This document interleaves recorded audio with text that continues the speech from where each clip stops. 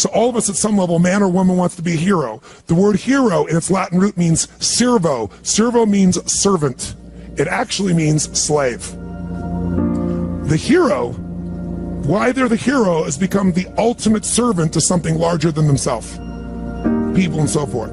The person who thinks they're going to lead by demand or by position can only lead for a short period of time. But the person whose idea of serving is, my belief is, if you can find a way to take any group of people and help them to experience their needs at a richer, deeper level than anyone else, then together you guys can get anything done. Anything. Now, it may not work the first time, but together you can get to that point. Because needs are ultimately what we're after. We're not after the vehicle we think we're after. You want $1 billion, then you get it. I got plenty of clients, and I will tell you, it is not the end game. And so now then they go after their second billion. Or you think it's getting married, and then you get it, and you find out it's not the end game. There's certain needs that have to be there, and the ultimate needs are growing and giving. Because you only can feel so good filled up by yourself. So my core belief is, I gotta serve. If I serve, I can lead. Because I believe motive does matter. If my motive is just to get you to do something for me, there's a certain amount of power that I can get to do that if I strategize, if I think, if I feel, and also if it serves a greater good, even if I don't intend it.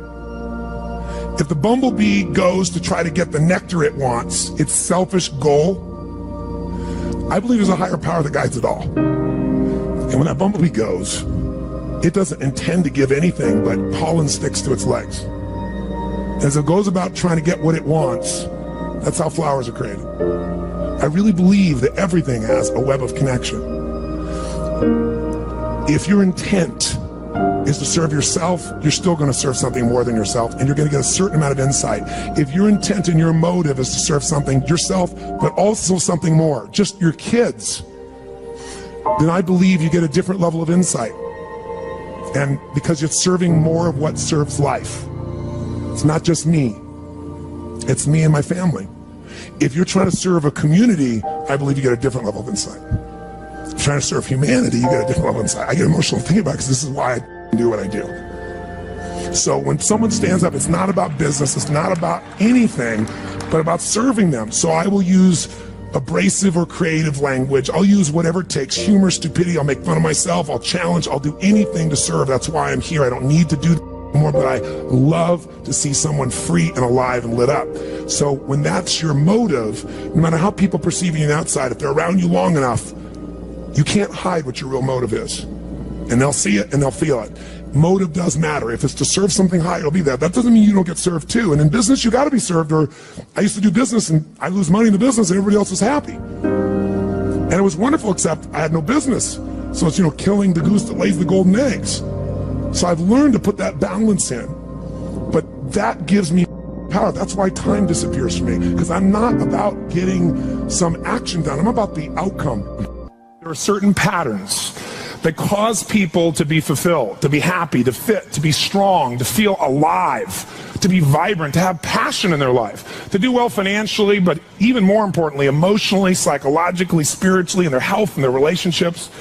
And there are also patterns that make people frustrated, overwhelmed, depressed, sad, lonely, cause them to be struggling financially, struggling with their body, struggling intimately. And those patterns, they're not because there's something wrong with somebody, it's because of a pattern that we're doing. Now, what's the fastest way to create a change? In basically developing the one thing that all people have in common who succeed, they're leaders. Because I don't care what style you are, I don't care if you're a mom, if you're a great mom, you lead your child, you're not led by your child. Or a great dad. If you're a great business person, you're a great salesperson, you're a great negotiator, you're a great anything, you're a great human being. This has been my entire life's obsession. What makes the difference in people's lives? And that leadership component, as I say, doesn't always mean somebody follows you. A leader is somebody who lives life on their terms. That you will never settle for less than you can be or share or give or create. It's not what we get that makes us happy, it's who we become. How we live our life, who we are as a person. People can take away all the things, but who you become, no one can take away. And the problem is most of us are trying to be something we're not. And it isn't so much about change, about changing yourself. The change happens when you be yourself. Know thyself, that's the hard part for most people, and then be thyself. Because most of us in our lives, out of our desire for respect or achievement or love or connection or something, we've been trying to be the way we think we'd have to be in order to get that love, respect, appreciation, whatever it is we've been after at some unconscious level. And we've been doing it so long that we think that this is who we are. Because success without fulfillment is failure.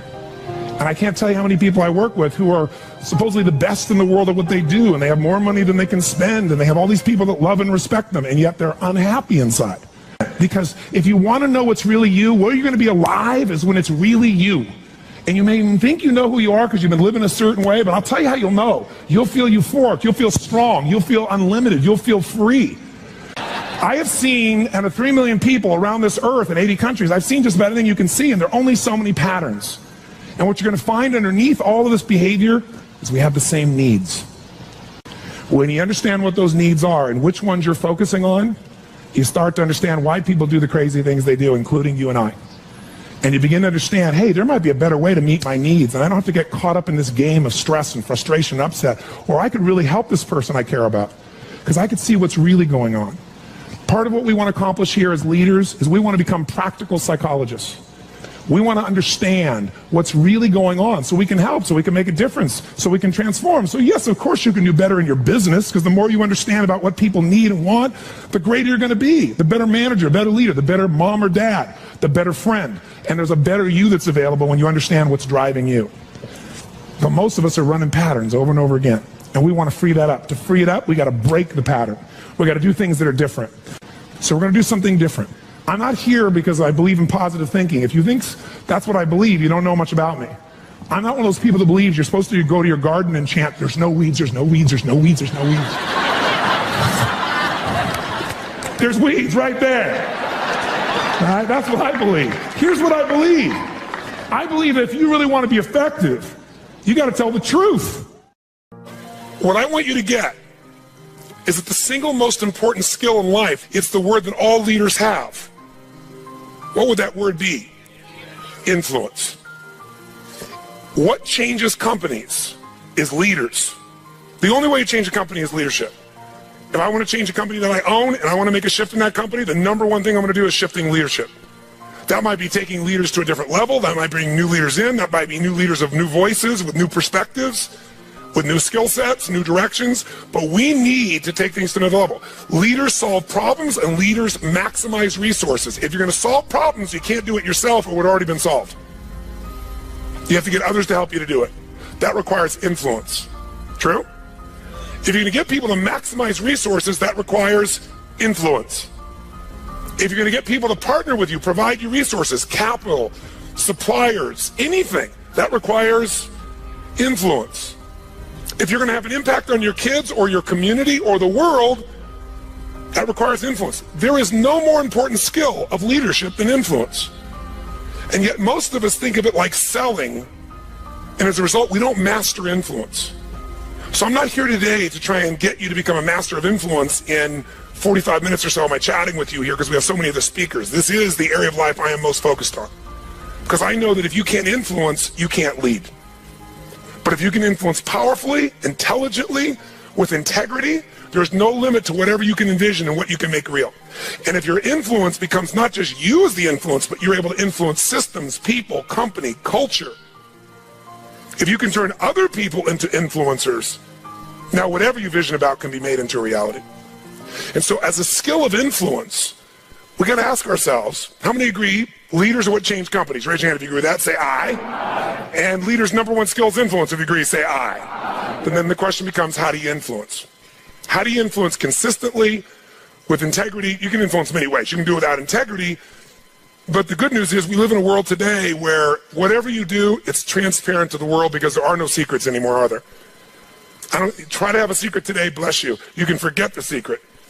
With the internet, with the culture we have, the way the world is today, there are no more secrets, and whatever you think is still possible to keep secret, give it 3 or 4 more years and it'll be impossible. Every phone call you make is recorded.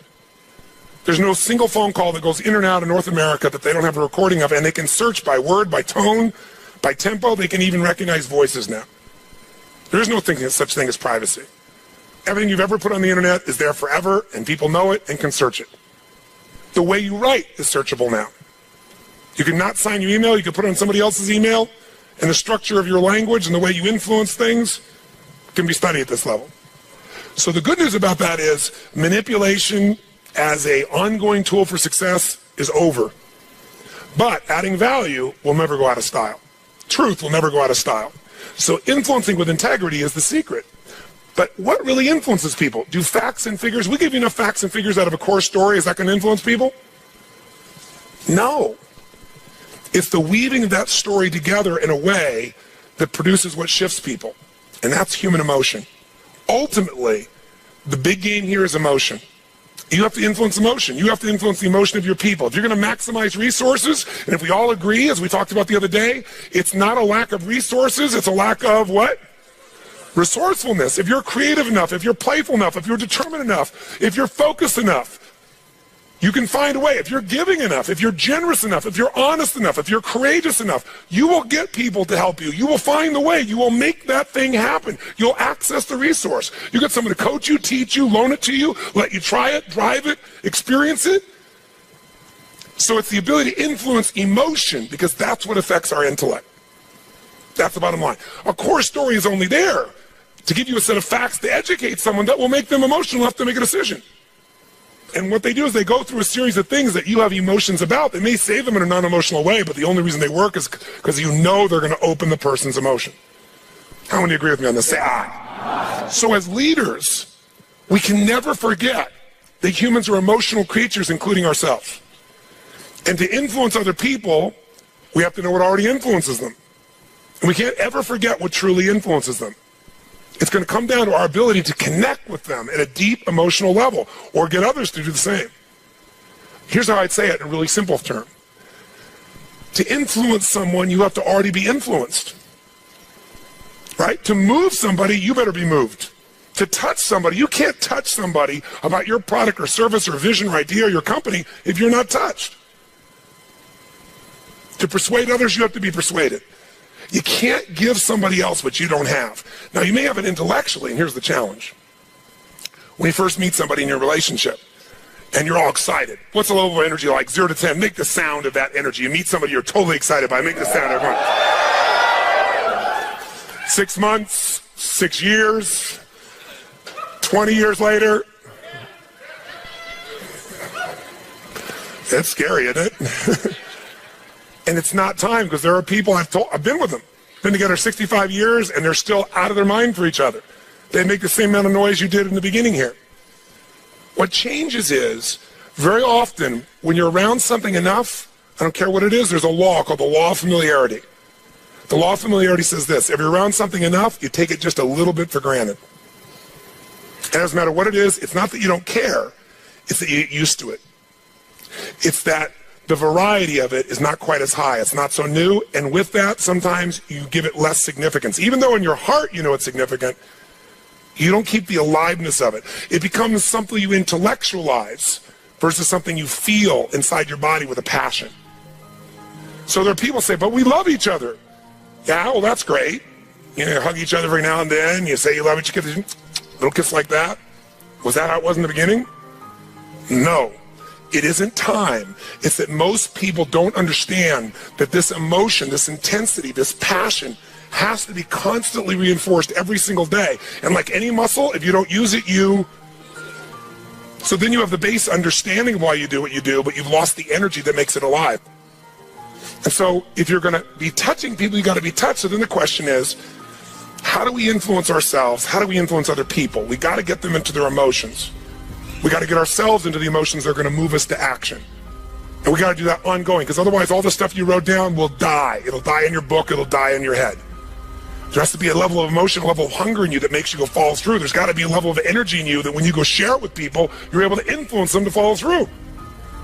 And when they don't do it, enough to get back in there with them again and get them to do it again. This is where the whole game gets won or lost. Do you agree or disagree with me on this? So what we got to look at is, first of all, us. How many of you have days when you wake up and you feel like, I don't want to talk to people today? How many got days like this in your life? Say aye. But again, as I said the other day, if you're the leader, you don't have that choice. If you're the leader, you have to get in a good state. If you're the leader, you have to get yourself in that place. And how many of you have had some gut checks? Let me see again in the last 6 months, 12 months in your business with economy changing like it's never changed before. How many have had those gut checks? Say aye. So what do? We have to become masters of influence, which means we have to be able to master the state of our own organization.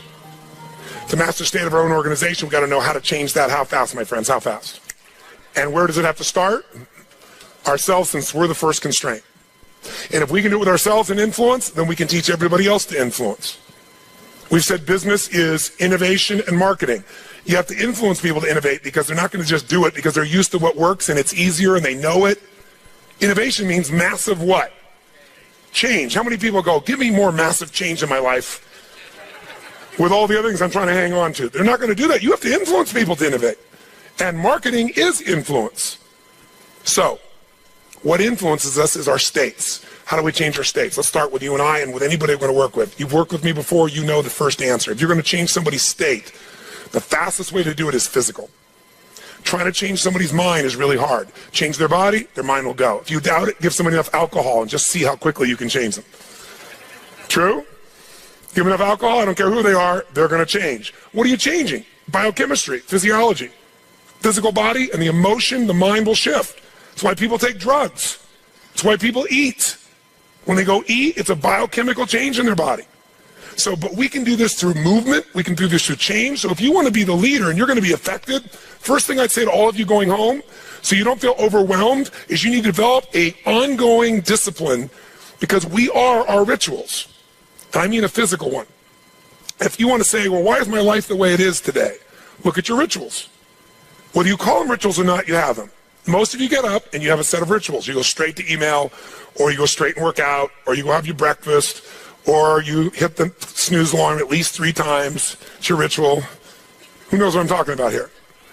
And if you want to know what somebody's like, you can see their rituals. You can look at anybody's body in this room, if you had them take their clothes off, and you know some of their rituals or lack thereof. Is it true? If every day you get up and your ritual is you go to Starbucks and order a smoke mocha, whatever those things are that you have, right?